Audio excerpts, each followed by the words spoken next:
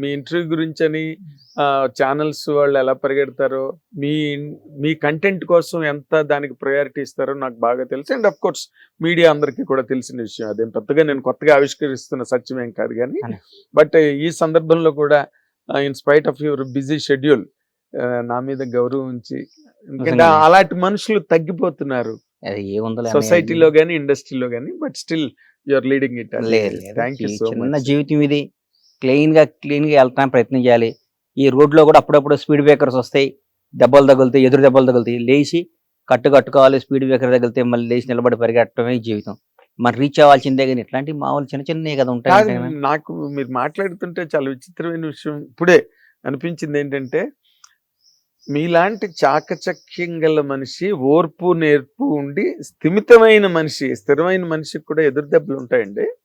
జీవితంలో దెబ్బలు లేకుండా, జీవితంలో కష్టాలు లేకుండా, జీవితంలో ఏమీ లేకుండా ఉన్నాడంటే నమ్మకం ఎవరిని. ఉమ్. ఎవరికైనా ఆఖరికి బ్యాంక్లో వర్క్ చేసుకున్న ట్రక్ దగ్గర నుంచి, పాపం ఆర్టీసీ కండక్టర్ గారి దగ్గర నుంచి చిన్న పని ఆడి సమస్యలు ఆడుకుంటాయి. ముఖేష్ అంబానీ సమస్యలు ముఖేష్ అంబానీకి ఉంటాయి. అదానీ సమస్యలు అదానీకి ఉంటాయి. సమస్య లేదు, నేను చాలా హ్యాపీ అండి, నేను పొద్దున్నే లేస్తానండి, వాకింగ్ చేస్తానండి, టీవీ చూస్తానండి, పేపర్ చదువుతానండి, రామకోట రాసుకొని పడుకుంటానండి. అట్లాంటి వాళ్ళు ఎవరో ఉంటారు కొందరు. వాళ్ళకి జీవితంలో ఏ ఆశ, ఏ గోలు ఏమీ లేదు. వరకే వాళ్ళకి తిండి కూడా వేస్ట్ అని ఫీల్ అవుతాను నేను. అంతేకన్నా ఎందుకు జీవితం పుట్టినాక ఏదో ఒకటి చేయాలి కదా. ఒకవేళ జీవితంలో ఏమీ చేయకపోతే ఎట్లన్నా, నేను కానిస్టేబుల్ కొడుకునిలే, మాకు ఆ స్థాయి ఉండదు, మనకి ఎందుకులే, మనకి ఇండస్ట్రీలో మన ఎవడ పైకి రానిస్తాడులే, మనం ఏదో చిన్న జాబ్ చూసుకుందాం, మనం సీఏనో సిడబ్ల్యూసీని చదువుకుందాం అనుకుంటే ఇవాళ తెలుగు జాతికి ఒక మెగాస్టార్ ఉండేవాడు. మెగాస్టార్ చిరంజీవి ఉండేవాడే చెప్పు. ఉండరు. ఆయన రైట్ రిస్క్ చేశాడు. ఆయన చేయాలనుకున్నాడు, సాధించాడు. క్రీస్తు పూర్వం క్రీస్తు తర్వాత లాగా చిరంజీవి గారి ముందు చిరంజీవి గారి తర్వాత ఇండస్ట్రీకి రాశాడు. ఇది రాబోయే 100 సంవత్సరాల తర్వాత కూడా చిరంజీవి గారి ముందు చిరంజీవి తర్వాత అని చెప్పుకుంటాం. చరిత్ర అది. వాస్తవానికి ఏదైనా మనం గెలిచినాడిది రాజు అనేటానికి గర్వంగా చెప్పాలి. ఓడిపోయినప్పుడు ఈ ప్రయత్నంలో లోపం వచ్చిందిరా బాబు, ఇంకోసారి ట్రై చేయని చెప్పాలి. కానీ నీకు అర్హత లేదయ్యా, నువ్వు ఓడిపోయావంటే ఎట్లా?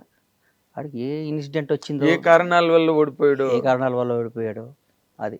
అంటే నేను నా ఉద్దేశం ఏంటంటే, because I have seen you coming in to the film industry. వినోదం సినిమా ఫంక్షన్ లో ఈ రోజుకి నాకు నిన్న జరిగినట్టు ఉంటుంది. ఈ పులులు సింహాలు ఉన్న ఈ అడవిలోకి ఒక లేడి పిల్లలాగా వచ్చాను నేను అని చెప్పి మీరు మాట్లాడడం నాకు బాగా గుర్తు. బాగున్నాను. గ్రీన్ పార్క్ హోటల్లో వేషాలు. కానీ మా ఈ రోజు గారు అచ్చిరెడ్డి గారు, కృష్ణారెడ్డి గారు, వాళ్ళకి ఈ సందర్భంగా వాళ్ళకి ఇంకొకసారి హృదయపూర్వక ధన్యవాదాలు, కృతజ్ఞతలు తెలియజేసుకుంటున్నాను. కృష్ణారెడ్డి గారు, అచ్చిరెడ్డి గారు చాలా మంచి మనుషులు అన్న, బంగారాలు వాళ్ళు. అవును, ఎంత మంచివాళ్ళు అండి వాళ్ళు. చూసావా వాళ్ళు ఎంతమందికి ఆ రోజు లైఫ్ ఇచ్చారు. ఇలా అయ్యో ఎంతమందికి ఎన్ని సినిమాలు తీశారు, ఎంత మంచివాళ్ళు. ఎంత కృష్ణారెడ్డి గారు తెల్ల పుస్తకం అని కృష్ణారెడ్డి గారు నిజంగా. అదే ఆ రోజు కట్ చేస్తే బండ్లు. కానీ అన్న, నేను జీవితంలో మీరు అనుకున్నట్టు I'm not a successful man, నాకు తెలుసు. రియల్లీ నేను సక్సెస్ అయ్యానని మీరు అందరూ అనుకుంటారు, నేను కాదు, నాకు తెలుసు. ఇది చాలా విపరీతమైన స్టేట్మెంట్. నేను సక్సెస్ అయ్యానని అనుకుంటే ఎట్లా? నాకు ఇంత చిన్న వయసు కాదు, ఐఎమ్ 51. 51 ఏళ్ళకు కూడా ఇంకా జీవితంలో మనం ఇంకా గమ్యం చేరలా, ఏమవుతామో తెలియట్లే. ఇంకా ముందు 100 సవాళ్ళు ఇన్ని పెట్టుకుంటే సక్సెస్ ఎట్లా? సక్సెస్ఫుల్ మనుషులు వేరు. సక్సెస్ అయ్యారంటే ఈరోజు ఒక అచీవర్స్, ఒక చిరంజీవి గారు కానీ, ఒక చంద్రబాబు నాయుడు గారు కానీ, ఒక రేవంత్ రెడ్డి గారు కానీ, పవన్ కళ్యాణ్ గారు, మా బాస్ పవన్ కళ్యాణ్ గారు కానీ, వీళ్ళందరూ సక్సెస్ఫుల్ మనుషులు జీవితంలో. నేను ఎట్లవుతా? మనం ఇంకా ఒకరిని యాచించే స్థాయిలో ఉన్నప్పుడు అది సక్సెస్ అవుతుందని నేను అనుకోనన్నా. Still I'm in that position. నాకు అది కావాలని అడిగే స్థాయిలో ఉన్నా కాబట్టి నేను కాదు, నేను ఒకరిని శాసించే స్థాయికి వచ్చిన రోజు నాకు సక్సెస్ అయినట్టు. ఆ శాసించే స్థాయి నాకు వస్తుంది, నేను శాసిస్తాను. ఏ రంగంలో అంటారు? అన్ని నేను అనుకున్న రంగంలో నాకు ఇష్టం. సినిమా ఇండస్ట్రీలో మీరు ఆల్రెడీ ఒక స్లాట్ లేదు. పవన్ కళ్యాణ్ కదా సినిమా తీస్తే ఏందంటున్నా? అది ఎంతమంది కలో కదా సినిమా ఇండస్ట్రీ అన్న. ఒకటి గుర్తుపెట్టుకో, పవన్ కళ్యాణ్ అనే ఆయన బండ్ల గణేష్ అనేవాడికి 1 కోటి మంది ఉంటే ఒకరిని సెలెక్ట్ చేసి నాకు అవకాశం ఇచ్చాడు, అయిపోయింది. సినిమా తీయగాలని నేను గొప్ప కాదు, ఆయన నాకు అవకాశం ఇచ్చాడు, అది నా గొప్పతనం, నా అదృష్టం. ఆయన గొప్పతనం నా అదృష్టం. అంతేగాని సినిమా నేను తీసేదండి పవన్ కళ్యాణ్ కదా సినిమా. ఆయన నాకు ఇచ్చిన అవకాశం నేను వాడుకున్నాను. కానీ ఈ రోజుకి కూడా నేను అప్ టు మార్క్ వెళ్ళలేదని నా ఫీలింగ్. నేను కసితో పనిచేయాలి, ఇంకా కష్టపడాలి, పిల్లల్ని బ్రహ్మాండంగా చేయాలి. ఈరోజు ఇండస్ట్రీలో చాలామందిని చూశాను. చాలామంది పిల్లలు సెకండ్ జనరేషన్లో ఎక్కడున్నారు? పెద్ద పెద్ద పిల్లలు సక్సెస్ అవ్వకపోతే మన లైఫ్ ఏంటన్నా? పిల్లలు సక్సెస్ అవ్వకపోతే మన లైఫ్ ఏంటి? కరెక్ట్. ఇప్పుడు పిల్లలు సక్సెస్ అవ్వని వాళ్ళ గురించి మీరు మాట్లాడుతున్నారు. సక్సెస్ అయిన వాళ్ళు ఒక రామ్ చరణ్ గారు, ఒక జూనియర్ ఎన్టీఆర్ గారు, ఒక మహేష్ బాబు, ఒక ప్రభాస్. అదృష్టమా? 100%. కేవలం అదృష్టమేనా? వాళ్ళ అదృష్టం, వాళ్ళ కసి. రామ్ చరణ్తో వర్క్ చేసే కదన్నా. అవును. చరణ్ అనేవాడు బ్లూ బ్లడ్ అన్న మనిషి, వ్యక్తిత్వం గల్లాడు. అవునా? చిరంజీవి గారి మంచితనానికి దేవుడు కరెక్ట్ కొడుకుని ఇచ్చాడని ఫీల్ అవుతుంటా అప్పుడప్పుడు నేను. నిజంగా కరెక్ట్.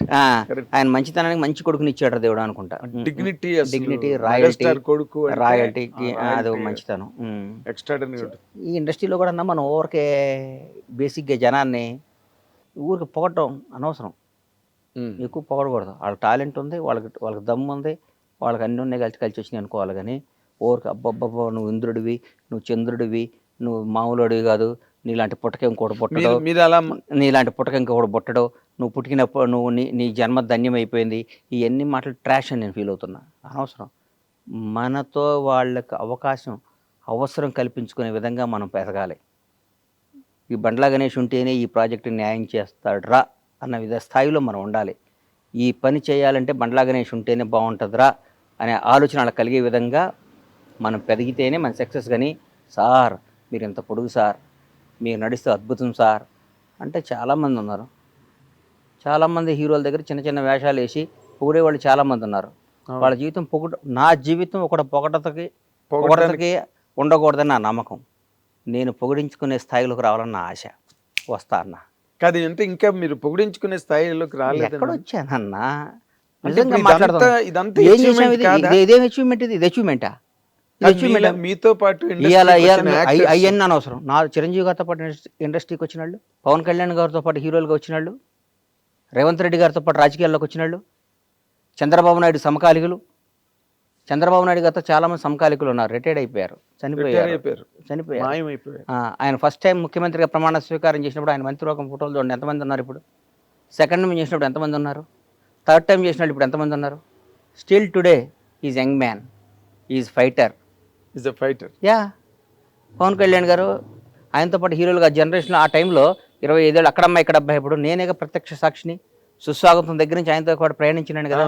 ఆయనతో పాటు ఎంతమంది వచ్చారు, ఎంతమంది ఉన్నారు? ఎవరయ్యారు? పవన్ కళ్యాణ్ పడయ్యాడు. చిరంజీవి గారు తమ్ముడు అయ్యాడంటే ఎట్లా? చిరంజీవి గారు తమ్ముడు లేరా? చిరంజీవి గారు చాలామంది లేరా? చిరంజీవి గారు బంధువులు లేరా? ఎందుకు పవన్ కళ్యాణ్ చిరంజీవి గారిని కూడా తలదన్నే స్థాయికి వెళ్ళాడు. నిజంగా మాట్లాడుకోవాలి అంటే నేను మనస్పాటి నాకు పవన్ అని కాదు. ఆ స్టేజెస్ లో కూడా చిరంజీవి గారు కూడా ఆశ్చర్యపోయిన సందర్భాలు ఉన్నాయిగా. పవర్ స్టార్ అని అరుస్తుంటే చిరంజీవి గారు గ్యాప్ ఇచ్చి మాట్లాడకుండా నేను కూడా అంటే పవన్ కళ్యాణ్ గారి మీద కూడా నేను నా జీవితంలో ఒక ఈడు అద్భుతం ఆహాహా అని పొగడకూడదు అనే డెసిషన్ తీసుకున్నాను నేను. ఎందుకు పొగడాలన్న మనం పొగిడించుకునే స్థాయికి రావడానికి ప్రయత్నం చేయాలి. అంటే మీరు ఒకరిని ఆ విధంగా చాలా అలంకారప్రాయంగా మీరు పొగిడిన సందర్భం ఒక్కసారి నేను చూశాను. అది పవన్ కళ్యాణ్ గారిని పొగడపోతే నాది బతుకు కదన్నా. పొగడపోవటం అంటే ఆయన మీద నా కృతజ్ఞతను ఎల్లబొట్టకపోతే నేను బండ్లా నాగేశ్వరరావు బండ్లా సీతకు పుట్టానన్న జీవిత సత్యం ఎంత నిజమో, మా తల్లిదండ్రుల పేరు ఎంత నిజమో, పవన్ కళ్యాణ్ అనేవాడు కృతజ్ఞతగా ఉండటం అంత నిజం. అది జనం అనుకోవచ్చు, పవన్ కళ్యాణ్ పొగుడుతున్నాడు రా, అది నేను అవసరం లేదు. నా జీవితం నువ్వు ఎప్పుడైనా చెక్ చేసుకో అన్నా. నేను ఎవరైనా సింహభాగాన్ని ఉన్నప్పుడు వాడితో గొడవపడుతుంటా. రాష్ట్రాన్ని శాసిస్తున్నారు, కనుసైగితో శాసిస్తున్న హిట్ టీవీ యాప్. ఇందులో short news, live news, entertainment shows, movies, digital magazines తో పాటు మీ జిల్లా వార్తలను కూడా ఫ్రీగా చూడొచ్చు. అంతేకాదు కేజీ నుంచి పీజీ వరకు విద్యార్థులకు స్కాలర్షిప్ కూడా అందిస్తున్నాం. ప్రతి వారం 10 మందికి లక్కీ డ్రా ద్వారా ఒక్కొక్కరికి 10,000 రూపాయలు అందిస్తున్నాం.